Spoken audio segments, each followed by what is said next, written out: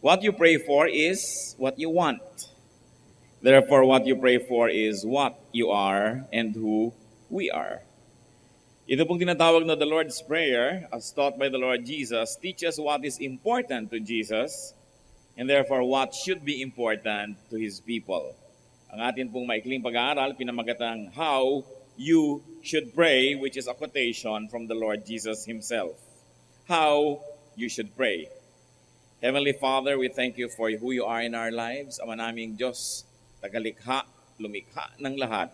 Salamat po sapagkat kami patuloy niyong iniingatan, minamahal, inaaruga. Binibigyan na aming mga kinakain at mga pangangailangan. Nililigtas niyo kami sa mga kapahamakan. At hindi lang yun, Panginoon, binibigyan niyo po ng kahulugan ng aming buhay. Binibigyan niyo ng liwanag ang aming mga kadiliman at pinupunan niyo ang aming mga kakulangan.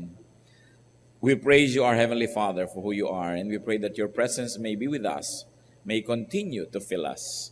As we ponder your word, may you be our teacher.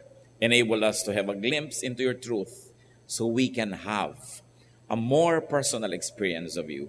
Lead us, teach us, very especially, teach us how to pray. In the name of Jesus our Lord, we ask you how you should pray. Isang araw po ang mga disciples ng Panginoon ay naglapitan sa Kanya at humingi sila ng isang kahilingan. Sabi nila, turuan nyo kaming manalangin. Paano ba magdasal? Matthew 6:9-13. This is then how you should pray. And this is the Lord speaking. Our Father in heaven, hallowed be your name. Your kingdom come, your will be done on earth as it is in heaven. Give us today our daily bread. Forgive us our debts, as we also have forgiven our debtors. And lead us not into temptation, but deliver us from the evil one. Then some other versions of it are more decorative. Meron pang, for thine is the kingdom and the power and the glory forever and ever, which was obviously added by tradition to the original teaching of the Lord. Not bad to say, but Mark and the other references do not include that. So ang unang-una pong lines, sabi niya, this is how you should pray. And the first line is, Our Father in heaven. Alam na alam natin ang dasal na ito sa iba't iba pang mga languages, iba't iba mga version, kinakanta pa ito, minememorya, sinasabi, in unison or in private. Pero talaga bang nadaman na natin ang mga kahulugan, lalong-lalo na yung mga nuances ng dalangin na ito? First of all, the first line is Our Father in heaven, and the first word of that line is our. Aming. Aming Ama sa langit. Our. We are a group. We are a family. We are a church. You have group mates. You have brothers and sisters. And that is the first presumption of prayer, that you belong to a fellowship. Kaya our, hindi my Father. Our Father. So you belong to a fellowship. In fact, you should belong to a fellowship if you would like to practice powerful prayer. Because there should be oneness. There should be unity and harmony among God's people. So hindi nilikha ng Diyos ang tao para mag-isa. Sabi nga niya, hindi mabuti mag-isa, mabigyan ng kasama. At lalo naman na hindi kalooban ng Diyos na mag-isa lang tayo sa ating spiritual life. That we've got to be a part of a spiritual family. Therefore, the first word of prayer is our Father. Matthew 18, verse 19, again I tell you, that if two of you on earth agree about anything you ask for, it will be done for you by my Father in heaven, the Lord speaking. For where two or three come together in my name, there I am with them. So napakahalaga yung meron kang kasama, sapagkat ang gusto ng Panginoon ang tao ay may kasama, kaya iba ang pagdinig niya sa panalangin ng sama-sama at nagkakaisang mga kapatid. Prayer presupposes unity, agreement, and a relationship among those who are praying. Kasi po, para magkaroon tayo ng lakas ng loob magsabing, Our Father, Ama namin, or aming Ama, we've got to be conscious first that we are related to one another. So that's one very important aspect of prayer, that you are related. So ang tanong natin, are you related? O mamatay at mabuhay, maghingalo, sumaya, lumungkot, ang mga kapatiran ay hindi naman kayo naapektuhan dahil hindi naman talaga kayo nakikipagmabutihan. Some people may treat their faith as a one-man band, do-it-yourself religion. But the will of God is that we will be a group. We will be a fellowship. That there should be other believers side by side with us, believing in the same God, uttering the same prayer, and sharing life and even the ups and downs of life with us. It's important to be in a fellowship. So yun ang una nating tanong. Meron ba tayong pwedeng makasama, sabihin natin, aming Ama? The next word is Father. Definitely, it talks about a parental relationship. So first, our relationship with each other, then we move to the next relation, our collective relation with God. And that relationship is a parental relationship. Therefore, it must be governed by love, trust, respect, and reverence. Religion, or the temple, even the times of the Lord, had put God so high up, so far away from people. And that served the purposes of religion because a far away, distant, unreachable God requires the priesthood.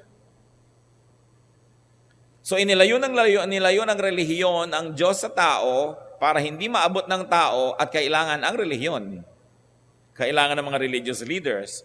Then priests, religious leaders, whatever names they go by or they went by, became brokers, go-betweens between God and people. Samantalang yung prayer na itinuturo, Our Father. If you're going to talk to your Father, you don't need a go-between.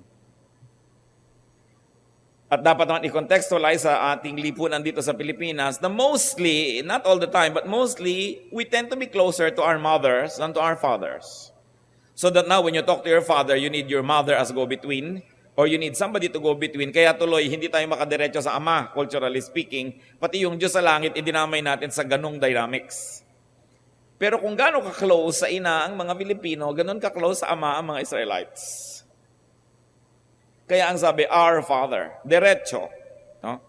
So, lalo pa nga na ginawang personal yan ng Panginoon sa Mark 14:36, ang itinuro niya, Abba, Father. It is very revolutionary to call God Abba. Parang napalayaw. Sa Cavite, tawag nila sa tatay nila kung amang. Yung hindi lang ama-amang, parang very endearing. Tatay o tatang. Yung inay, inang. Para sweet. It's very close. And that's how Jesus was telling the Israelites, this is how you should pray. How you should address God. Abba. Masasyak ang temple. Kasi ang layo-layo nga dapat sapagkat para laging kailangan na may namamagitan. So dapat ibalik yung relasyon tulad ng relasyon ni Adan at Eva sa Diyos bago nagkasala ang tao.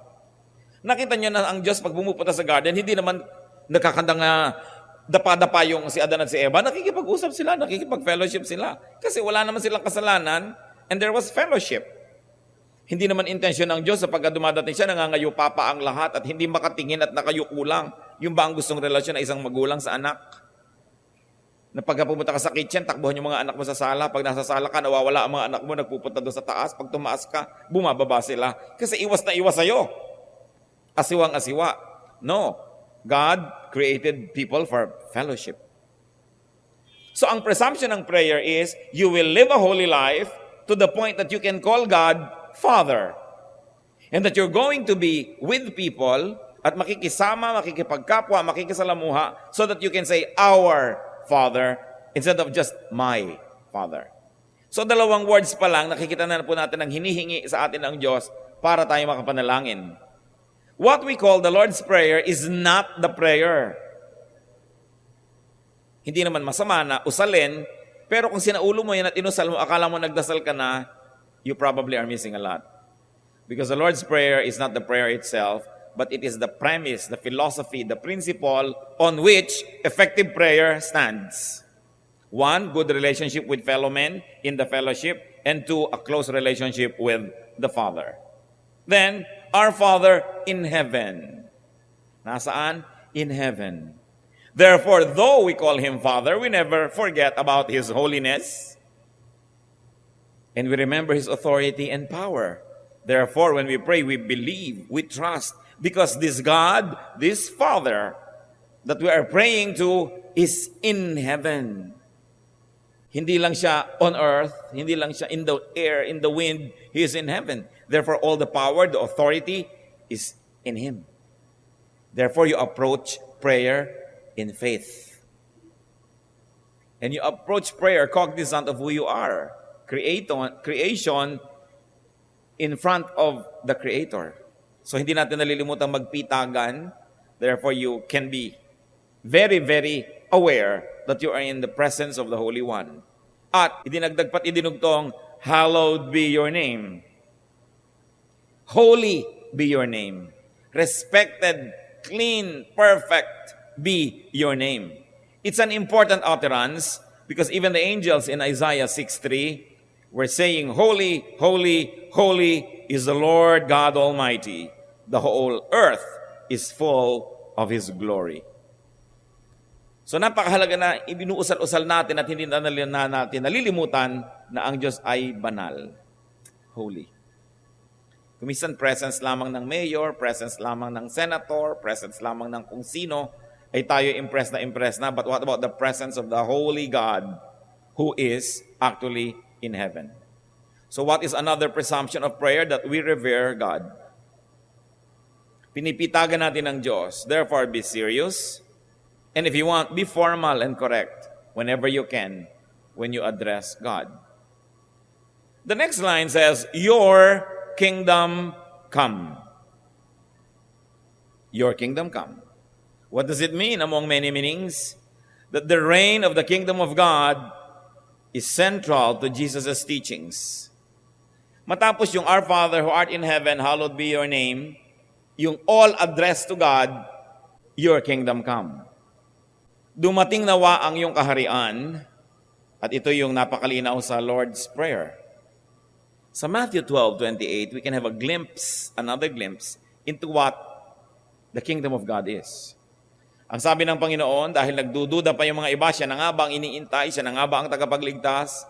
But if I drive out demons by the Spirit of God, then the kingdom of God has come upon you. Why are we saying that? Many people mistake the kingdom of God with the second coming of Jesus, which is believed in and taught by Christianity. Kung second coming yun, bakit sabi dito, then the kingdom of God has come upon you? Iba yung kingdom of God doon sa second coming na pinaniniwalaan at inaabangan ng mga Kristiyano. So, pwede mo nang sabihin, thy kingdom come.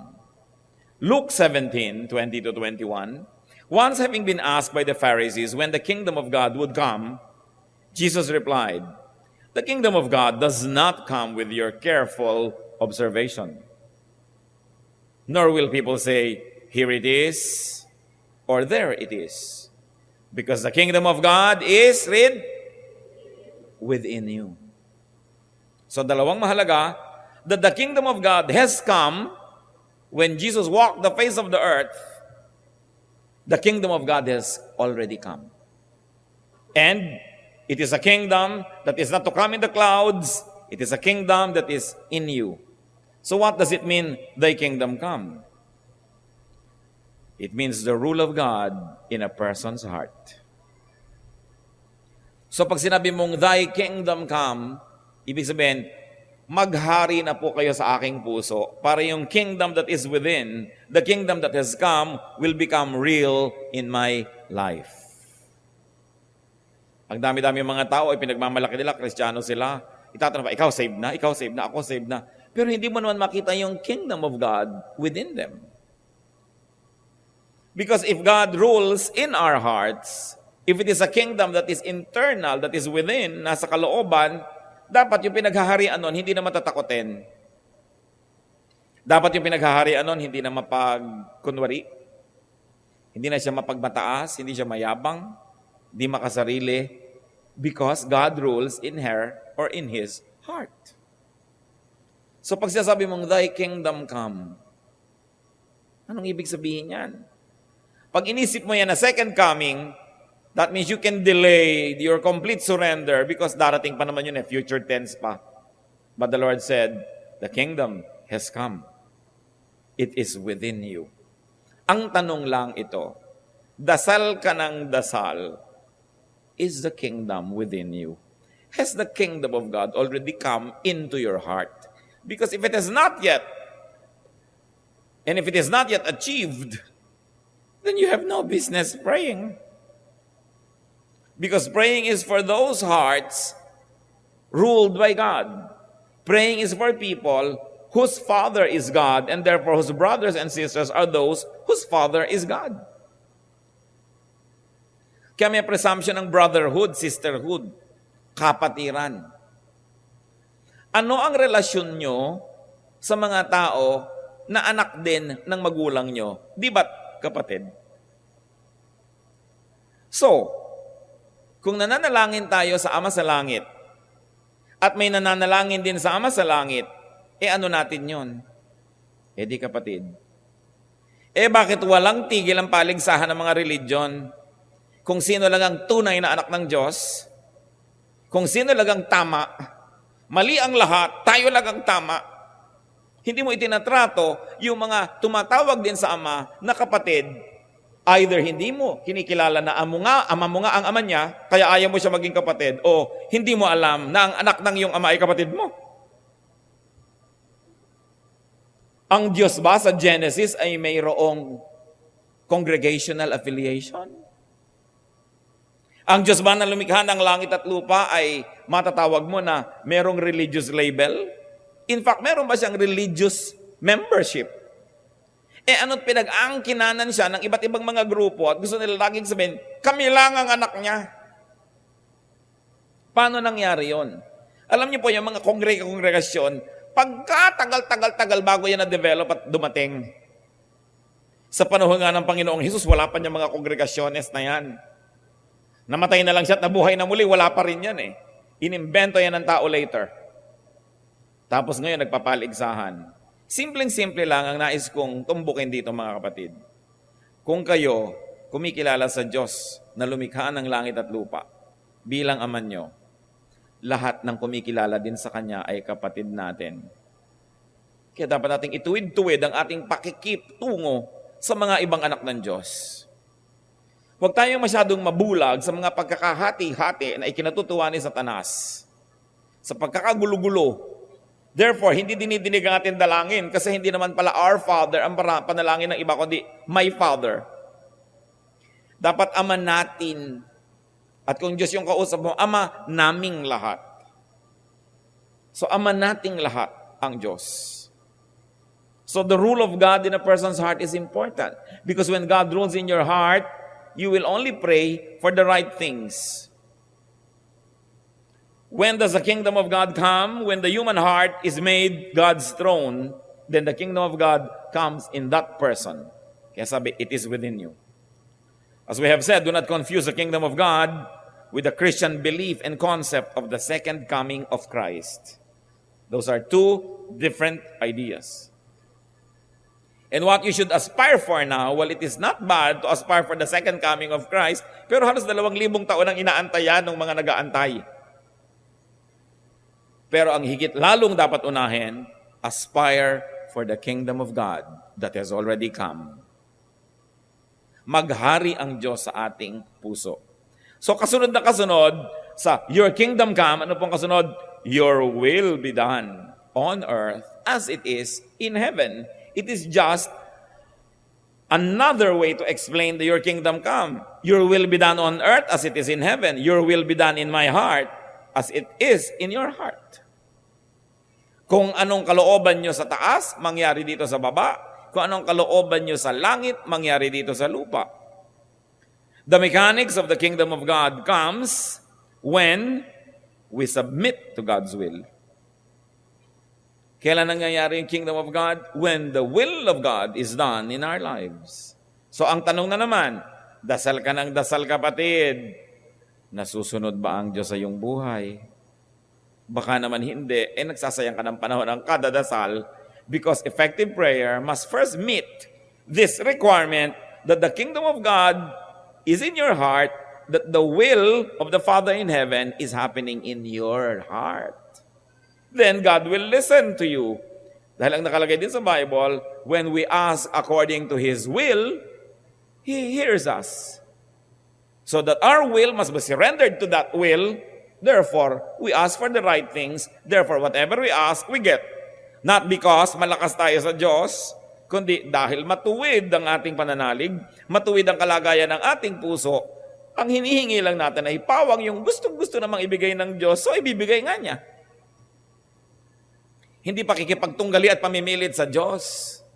Diyos ko, hindi po ako kakain ng tinapay na may palaman ng 15 linggo. Sundin nyo lang aking panalangin. Ano naman ang napala ng Diyos kahit walang palaman ang tinapay nyo? Luluhod po ako dito tuwing sumisikat ang araw. Ano naman ang napala ng Diyos kahit magluluhod ka dyan? What benefit do we give Him?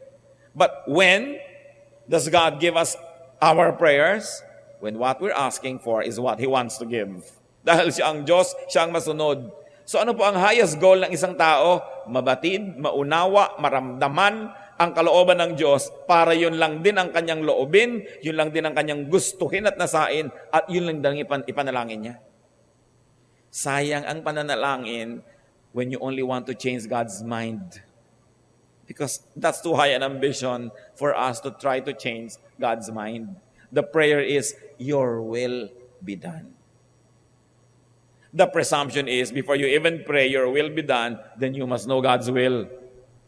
Then you read the Bible and you understand so that you know the parameters in which you may operate and confidently ask God. So the kingdom of God comes and extends to and through obedient hearts. Which brings us to another heart of this matter, or to another angle of the same heart, that the requirement of prayer and the presupposition of prayer is that you are obedient. Kaya sabi, the prayer of a righteous man availeth much, not because he is righteous, therefore God cannot refuse, but because his righteousness makes him sensitive to the will of God. Therefore, he prays according to that will. That is the first part of the prayer, or that is the first part, or these are the components of a respectable prayer. First, you focus on God. And yung, Our Father, who art in heaven, hallowed be thy name. Thy kingdom come, thy will be done. Puro pa yun tungkol sa Diyos. Puro pa yun tungkol sa Kanya, hindi pa tungkol sa atin yun. Then, give us today our daily bread. Ayan na, yung shopping list. Hindi yung pagbukas pa lamang ng prayer mo, shopping list agad. Diyos ko, bigyan mo po ako ng ganito, bigyan mo po ako ng ganyan. Hindi ka pa pumupuri sa Diyos, hindi ka pa kumikilala kung kanino siya at sino siya sa ating buhay, hindi mo pa sinusuri kung masunurin ka ba. Has the kingdom come? Utos ka na ng utos sa Diyos. Diyos ko, baguhin mo po ang asawa ko, pagalingin mo ang aking sakit, bigyan mo kami ng pera, i-repair mo po ang bahay namin, bigyan mo po ako ng kotse, papasahin mo sa test ang aking anak. In fact, hindi prayer, utos. Kaya gusto sabihin ng Diyos, teka. Nananalangin ka ba o utos ka lang ng utos dyan? At wala pang paki. Mabuti pa sa kapwa-tao, pakigawa naman ito, palihog. Pakilang. Pero pag sa Diyos, Diyos ko po, gawin mo ito, gawin mo ito, gawin mo yan, bigyan mo ko nito, bigyan mo ko yan. Wala man lang, please. Then give us this day our daily bread. In other words, hindi masamang humingi kasi utos ng Panginoon Ito, kasama sa prayer nyo. Matapos yung purihin ng Diyos, matapos yung maalala kung sino siya, matapos yung suriin kung nagahari ba siya sa inyong puso, humingi kayo ng pangangailangan nyo. Give us this day our daily bread. In the teachings of Jesus, you will see that it's a very recurrent theme, the supremacy of the present. Napakahalaga sa Panginoon yung present. Give us this day our daily bread. Hindi yung give us this day our weekly bread, our monthly bread, our annual bread. That's why many prayers are frustrated because they're asking for too much. Samantala ang sabi ng Panginoon, hingin nyo yung kailangan nyo ngayon. Para ding nung araw, ang Israel ay naglalakbay sa disyerto at ang Panginoon ay nagpapaulan ng mana na malatinapay na pagkain. Sabi niya, araw-araw, kukolekta kayo ng mana. Ang kukolektahin nyo lang yung kailangan nyo para sa araw na yon, ha? Kasi araw-araw, daily bread. Yung iba, matitino. Dagdagan natin, paano kung hindi umulan bukas? Paano kung hindi lumaglag ang tinapay na yun bukas? Kailangan sobra tayo, surplus. So anong nangyari doon sa sobra na hindi nila nakain?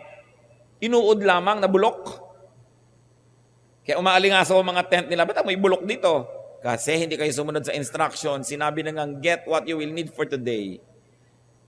Kasi yung sobrang pag-iimpok can also mean lack of trust. Hindi masamang mag-impok kung meron kayong balak kita yung negosyo, gusto nyo mag-ipon ng ganito, ng ganon.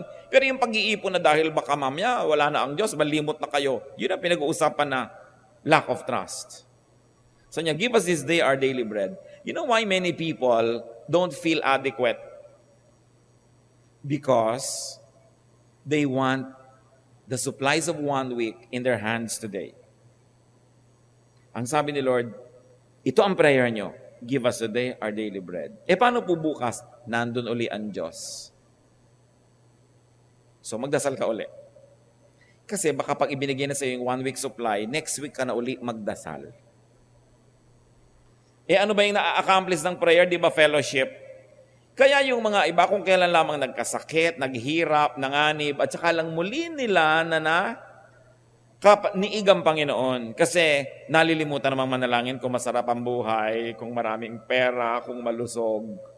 Kaya nagiging blessing din kung minsan yung ating mga hirap na dinaranas dahil naoobliga tayong lumapit sa Diyos. And that's what He wants, fellowship with us. So Jesus emphasized the all-importance of the present. Paulit-ulit yan sa kanyang mga turo. Makikita mo, very obviously, because Jesus was always thinking, tomorrow will be another day, another set of grace will be given to you. Most of the problems that we ever entertain are problems that never happen. Kung lagi po tayong nakatuon sa malayo at pinoproblema natin kung ano yung darating doon, hindi pa man nangyayari yon, nahirapan na yung loob natin, nasaktan na tayo, napagod na tayo. Ngayon, kung hindi yun mangyari, at least you suffer once. Ngayon, kung nangyari po, di nangyari. Now you suffer twice.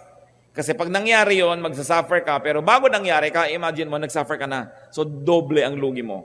So, if you're going to suffer, why don't you just suffer once when it's happening?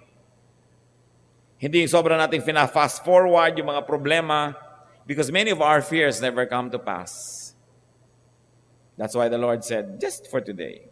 Matthew 6:34, therefore do not worry about tomorrow, for tomorrow will worry about itself. Each day has enough trouble of its own. This principle is very powerful when applied to holiness and to godliness. Yung mga iba kasi, paano naman po akong titigil manigarilyo? Baka makatigil ako na 1 araw, pero hindi ko po kaya ng 5. O sige, yung araw ka lang tumigil, ito lang isipin mo. Bukas, isipin mo lang uli yung bukas. At bago mo yan mapansin, nakaka1 linggo ka na pala. Pero pag talagang pinakyaw mo lahat yung problema sabay-sabay, fast forward mo, matatalo ka niyan. But every day has its own supply for its needs. Every day has its own strength for its struggles and accomplishments. Every day has its own food for its hunger. So sabi niya, live by the day when it comes to believing in Jesus. Not to mention and not to say that you don't plan for tomorrow. Yung sa loob lang ito. Ang sabi nga ng iba, live and plan as if you're going to live 100 years. But live as if you're going to die today.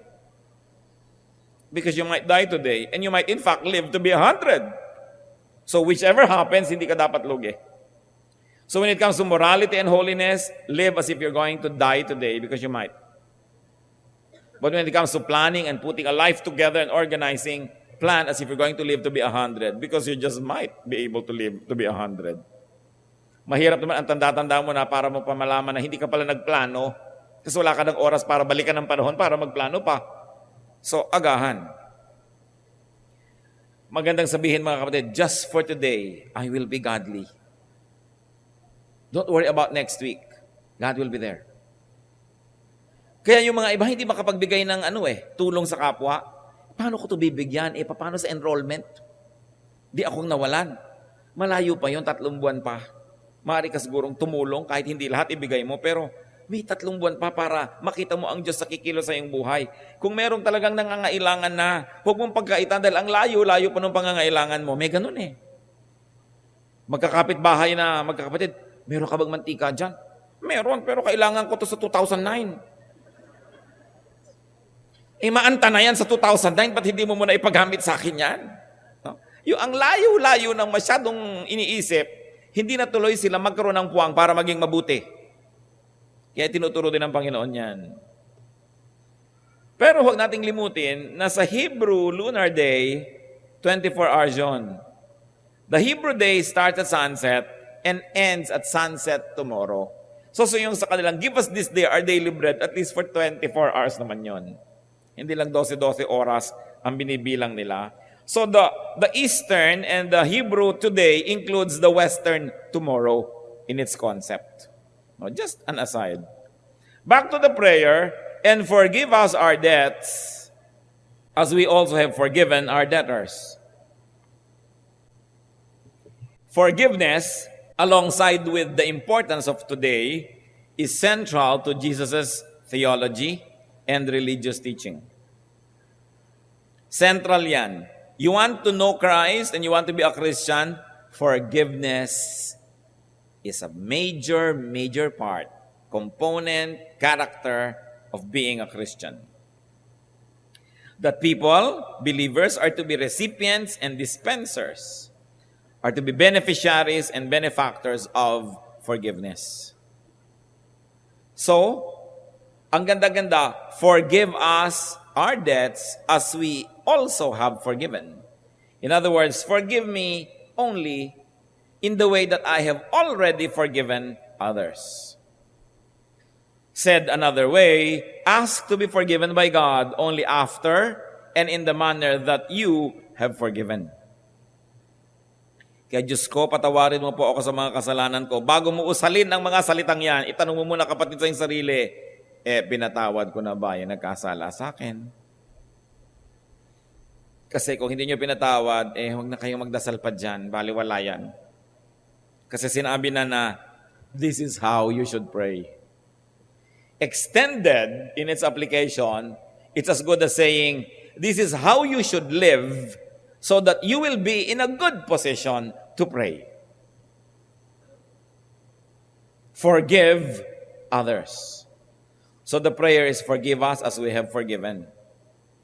So kung nakakalimang kasalanan ka na, sabi mo, Lord, panglimang kasalanan ko na po ito, patawarin niyo ako.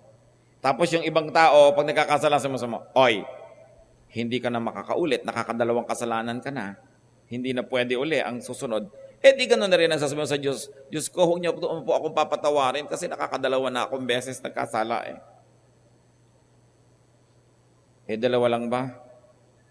Ilang beses pinapaulit-ulit ng isang tao kanyang kasalanan. Tapos ang gusto niya, walang katapusan ng pagpapatawad ng Diyos. Pero siya, may katapusan ng pagpapatawad niya sa kanyang kapwa. Gusto niya walang hangganan ng pasensya sa kanya ng Diyos, pero siya, napakaiksi ng pasensya sa kapwa. Kaya sinasabi ganito, kung maiksi ang pasensya mo sa kapwa, huwag kang umasang pagpapasensya ka ng Diyos. Forgive us, as we also have forgiven. Napakadaling memoryahin yan at dasalin mo ng dasalin yung parang kay Bilis, Our Father who art in heaven, hallowed be thy name. Ang dali-daling sabihin yan. Baka maka 1,000 ka per minute. Pero tinablang ka ba niyan?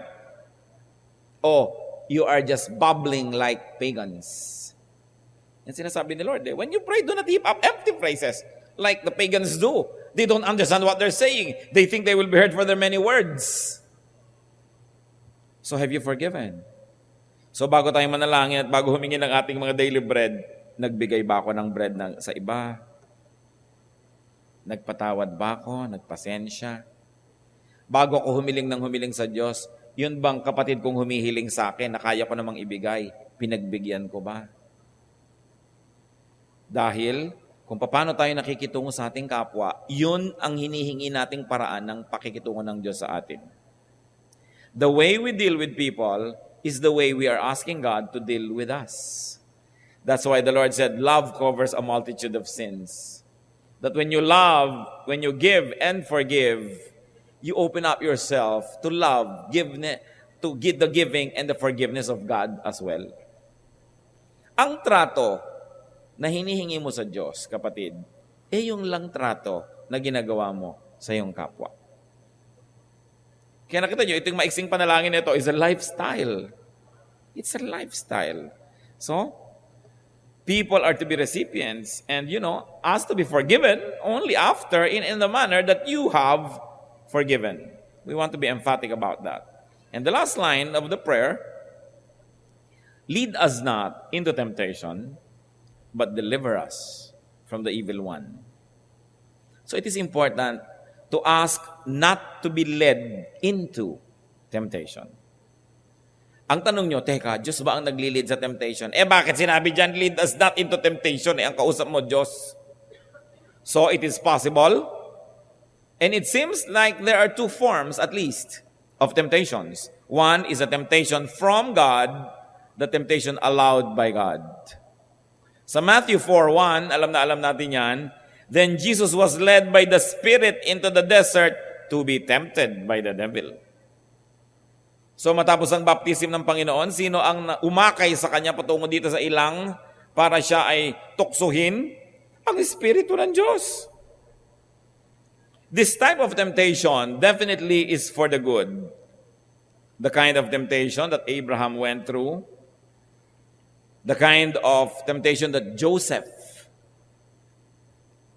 had to experience, the kind of temptation that Jesus himself went through.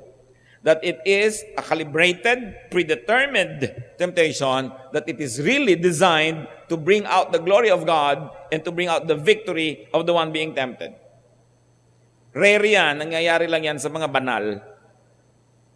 At nangyayari lang yan sa mga talagang baka Diyos at inihahanda sa isang malaking ministry. Kaya mo, meron ba mga banal dito? Kasi kung wala o kung konti, meron pang pangalawang uri ng temptation. That which is from and sought by man. And mostly, these are the type of temptations we face every day. Galing sa ating puso. At ang totoo lang ay hanap-hanap naman ang ating puso. James 1:13-14, when tempted, no one should say, God is tempting me. For God cannot be tempted by evil, nor does he tempt anyone. But each one is tempted when by his own evil desire he is dragged away and enticed. But of course, we have to accommodate the other one when it says the Spirit led Jesus to be tempted. So put that together, and so you have a picture of a two-pronged temptation. But mostly what we experience is the second one. That which comes from our evil nature, that which we seek because we love to please ourselves. So what did the Lord teach them? Mas maganda siguro ang tawag dito, the disciples' prayer, kasi hindi naman ito yung the Lord's prayer, kasi hindi naman niya prayer yun. Although yun ang itinuro niya na prayer. So what is the inner core of Jesus' teachings that we see here in these principles of prayer? The fatherhood of God. Kaya babalik tayo sa basic, anak na ba tayo ng Diyos? Nagpaampon na ba tayo sa Diyos? Kasi nung nagkasala tayo, lumabas tayo sa kanyang bakuran. Kaya bumalik na ba tayo? Nagbalik loob na ba tayo sa Diyos? You can go back to God, the God of our fathers, the God of Abraham, the God of Genesis, and just say, oh Lord God, I like to return to you. Kung tayo napawalay. Take me back as your son or daughter. I like you to be my father. Then, you can say, our Father. No, ang pwede pa lang natin sabihin, Father. Wala pa yung R. Are you in the fellowship? Nakikipagkapatiran ka ba sa lahat ng ibang anak din ng Diyos para masabi mo yung our Father? And it's very important to remember God's holiness. You are holy, O God. You hate sin. I cannot be casual with sin, O God, because you hate it. And because Jesus died for it. Well, salvation is free. It is not cheap. Because Jesus died for it. The prophets died teaching about the kingdom of God. So we are not going to treat sin lightly. Diyos ko, marami po akong kasalanan. Alam niyo na po yan. Inaantok na ako. Basta tulad din po ng kahapon. Forgive me. Amen. God is holy. You cannot talk to God that way. Habang siya ay ama natin at pwede tayong maging malapit, hindi naman ibig sabihin, you're too close na nagiging presko ka na sa Diyos. That must never be forgotten. When Moses was in the presence of God, God said, take off your sandals. You're on holy ground. Anak, you are not in your league. Take off your sandals. Kaharap mo yung Diyos. Hindi lang Egyptian Pharaoh.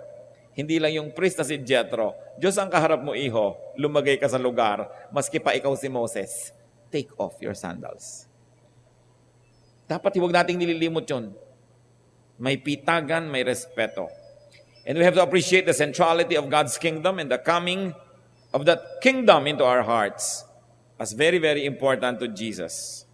The accomplishment of God's will on earth, the submission of the earth to the heavens. Also, the importance of the present time and the importance of forgiveness. The request not to be led into temptation, but in fact to be delivered from the evil one. Let's request. Hindi yung nagre-request ka ng ganito, tapos yung paa mo naman papunta sa temptation. Ano yan? Magkakasakit ka kasi iba yung sinasabi ng isip mo, iba yung ginagawa na yung katawan. Yung Diyos ko, eto na, kukunin ko na po ang bawal, pigilin niyo po ang kamay ko, pigilin niyo na po. Nakuha, hindi niyo kasi ako pinigil eh. Diyos ngayon ang may kasalanan. No?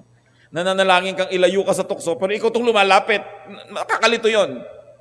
Hindi malilito ang Diyos, pero tayo ang malilito. Kaya dapat yung inuusal ng ating panalangin, yun ang ginagawa ng ating katawan.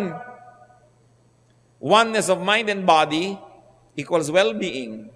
But when your spirit is not in agreement with your body, and vice versa, you will get sick. That's why many people are sick. Because they know what is right to do, and they don't do it. So while they take pleasure in the products of sinful living, their soul is grieved, and their guilt is never addressed. That's why they live two lives. And you cannot live two lives. A one-half Christian is a one-whole nonsense.